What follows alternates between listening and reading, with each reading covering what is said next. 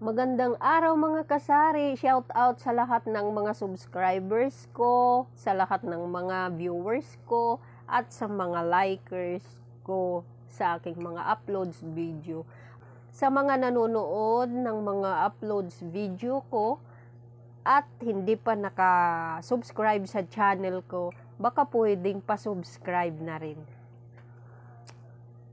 For today's vlog, update tayo sa price ng egg. Nagtaas ngayon ang presyo ng itlog.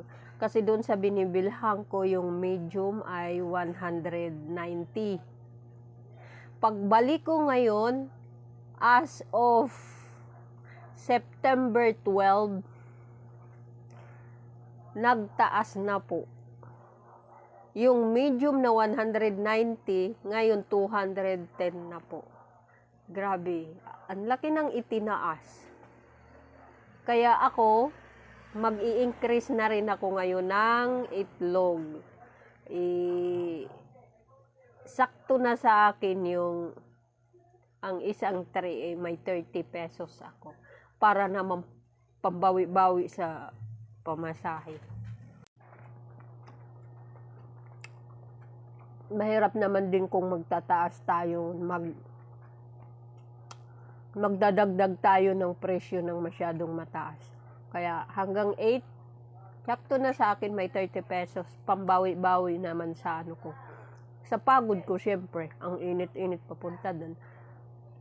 Hi guys, kain nga pala tayo ng pipino. Ngayon,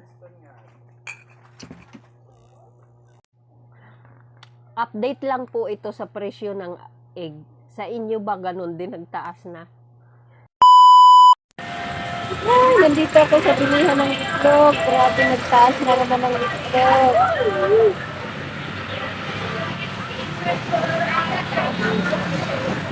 Update. Hi.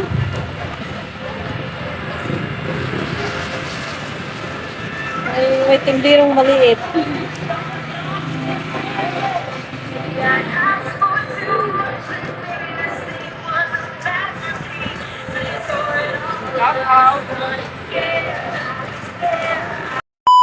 Ito yung nabili kong itlog na medium size na 210 na ang isang tray.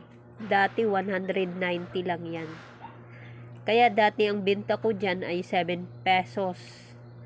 Ngayon kasi 210 na, alanganin na sa 7, kaya 8 na siya. 8 na ang bintahan niyan dito sa tindahan ko. So, hanggang dito na lang tong video ko. Quick update lang sa price ng egg to. Maraming salamat sa mga nag-watch. Shout out sa inyong lahat. And thank you for watching. Bye-bye. Kain tayo pipino. No hate, love lang tayo.